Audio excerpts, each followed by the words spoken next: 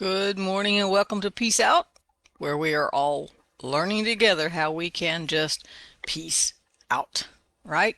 We're learning to trust God that He's got it, and then I'm trying not to worry about things. I'm trying to learn to put it in His hands, give Him all those anxious thoughts, all those worries, all those things, and let Him handle it while I just be responsible with what He gives me, right? That's what I'm working on. I don't know what you're working on, but that's what I'm working on. Anyway, I hope you had a good weekend. I had a good weekend. I got some uh made some progress on the book publishing in Pakistan, and got a calendar for this year of publishing, and it just means I got to get in there and get some things written. I got some dates now I want to meet so I can stay up with the publishing that we want to do over in Pakistan. That's an amazing thing. I did put the website up, link up to my ebook website, so go check it out. I don't even know how many books I got on there right now, but I got at least three more coming and more ideas. So we'll see. We'll see. It's kind of exciting. It's kind of exciting and yet humbling, very humbling too. So, but check my bookstore out if you get a chance today. So here's the scripture I want to start with. I want to start with a scripture, and then I'm going to go backwards a little bit. Okay, but we could do this. So the scripture I ended up on this morning is in Philippians 4. Now we've talked about this scripture a lot. Now I'm in my New Living because when I'm reading Bible through this year, I'm reading the New Living. So most of the time I use my New King James in here because it's large print and my New Living is not. So so here's my second pair of glasses here. And Philippians 4 8 says this: fix your thoughts. Fix. I'll let you interpret what fix means, but I think fix means put them there and don't move them, right? Fix your thoughts on what is true, honorable, and right. Think about things that are pure, lovely, and admirable. Think about things that are excellent and worthy of praise. Then he goes on, this is Paul, put into practice all that you've learned from me and heard from me and saw me doing, and the God of peace will be with you. Now that's our peace out scripture right there. And the God of peace will be with you, right? After after you fix your thoughts on what's honorable, on what's true. And I want to throw in there on the word, if we fix our thoughts on who God is rather than maybe our own lack, if we fix our thought on the truth that God is our provider, even in lack, and I want to tie this back to a story in Jacob in Genesis, because I'm reading Genesis through, and Jacob, he did two things. One, oh, what was the first one? Oh boy, everything just went away. Hold on a second. Okay, the main one I wanted to talk about that tie into this scripture is that when he went to manage the flocks, when he was trying to leave Laban's house, what he did was he said, give me all the speckled sheep and the spotted sheep, and you take all the pure white ones. And then he put rods from trees, sticks from trees in front of the sheep when they came to eat, when they came to breed. And when they looked at those sticks, they had babies that were spotted and streaked. Those were his, so he got more. Now, scientifically, let's be honest, scientifically, that didn't do anything. What you look at scientifically can affect your mood. It can affect, it can relax you if you go out into nature. There's some things like that, but it can't affect what you produce naturally. So there was no way, I don't think you can scientifically prove that looking at the spotted sticks made them have spotted babies, right? However, as a spiritual principle, we can definitely draw that parallel. Because what we look at, what we fix our eyes on, what we fix our thoughts on, is going to produce in us spiritually. That's a really heavy thought for a video that's supposed to be encouraging and to peace out, because that worries me a little bit. Because I'm like, what am I looking at? What am I watching on TV? What books am I reading? What am I letting pitch a tent in my head? Right? What thoughts do I need to get rid of? What thoughts do I need to hold on to? And that takes us all the way back to learning the Word, meditating on the Word, studying the Word, and keeping our thoughts on the principles of God, keeping our thoughts on our meditations.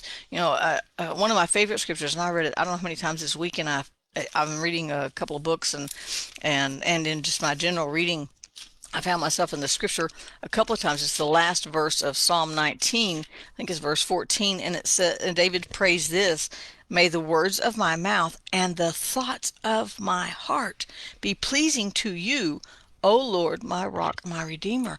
So he's like, help me keep my meditations pleasing to God. Help me train my thoughts. If you want to put it, can you train a dragon? If you can train a dragon, you can train your thoughts, right? You can train my thoughts and keep I have to. It takes training, and it takes determination, and it takes hard work to train our thoughts to stay on what God promised, especially when we're going through stuff. And we're always going through stuff. It just, the stuff changes. Sometimes it's lighter, sometimes it's heavier, sometimes it's in between, but there's always stuff. You're never not going to have stuff, but we can always get our mind back on what God has promised. One of those things he promised us is peace. And as we read in Philippians here, as we fix our thoughts, and I'm going to add to that, fix our eyes on what God says, on scripture, on even if we do it in prayer, that I think that still counts. When we have a concern, package that up and say, God, I don't even know what to do with this. And God goes, it's okay, I got it. Let me just have it. And then we get his peace because we gave it to him, right? And the other thing about Joseph was, there was a severe, or Jacob was, there was a severe famine in the land, and yet he raised a bumper crop in the year everyone was suffering from a famine. How did he do that? Did he pray over? It doesn't tell us. Did he pray over his fields? Maybe. Did he just meditate on God being his provider? That's something he probably heard from his father, who Isaac, who heard it from Abraham. God, Jehovah Jireh, my provider, right? When he was on the mountain with Isaac, God provided a ram. Abraham told Isaac, God will provide a ram. Did he have that concept? Did Abraham pass that spiritual knowledge down to Jacob? And Jacob's going, well, God will provide, so I'm going to plant anyway. If he had looked at the famine and the severity of the famine and considered it in his heart and kept that in his mind, he would not have planted a crop. But he saw the famine. He knew there was a famine, but he planted a crop anyway. And it says he grew, I think the King James says he had like 100-fold reward in the year of famine. He didn't look at the famine. He goes, I'm going to plant this crop and God's going to bless it because I'm going to trust him that I'm not going to go without. My family's not going to go without. How did he raise a crop in the middle of a famine? I don't know, but I can just say this: God provided. So I'm going to guess that he understood that principle of keeping his eyes on God, keeping his thoughts on God. They didn't even have the Bible like we do. How much easier should it be for us? And yet I'll be the first one to say it ain't easy.